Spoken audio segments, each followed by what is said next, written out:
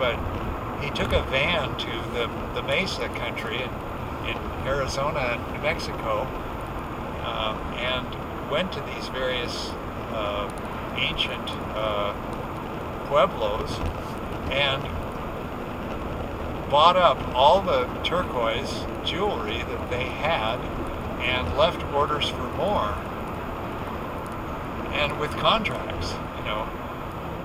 He did this like in 2 weeks after the Life magazine and the Time magazine showed pictures of these nubile young women wearing tie-dyed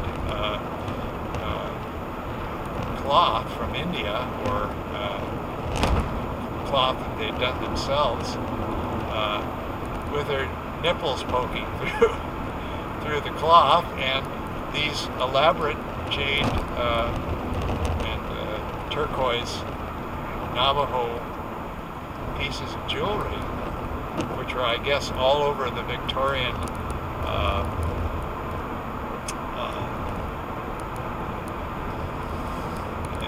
the San Francisco was a place where the rich had been for 100 years, or by that time, and the rich had bought this stuff during an earlier period when Navajo jewelry was in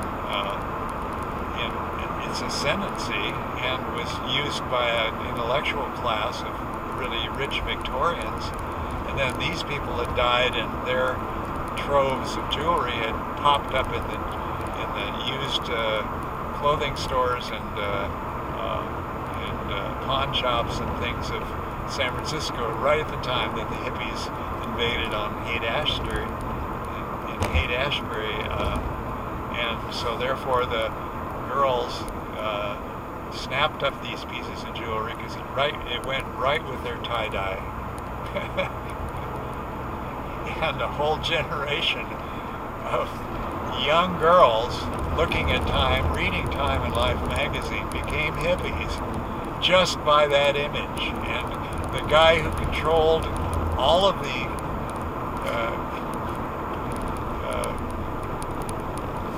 jewelry that these girls all over the United States desired to have as part of their accoutrements was Duncan. And Duncan made a killing. He made a fortune, and he lived in a mansion in the Hollywood Hills somewhere, and he had hippie girls decorate his mansion, and he became a very trendy guy, and he was a quite personable guy. Anyway, but he very soft-spoken, but and he was kind of a predator. I mean, not a predator, but a guy who was into seduction of women anyway.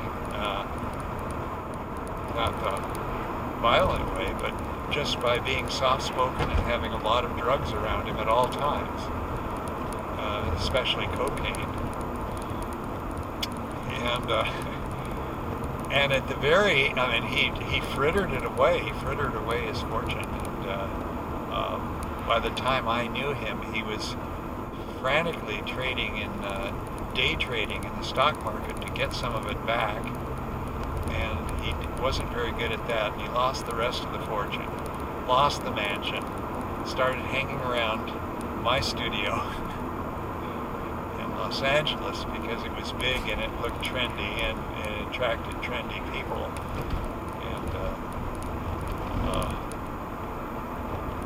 And maybe through Virginia, I'm not sure.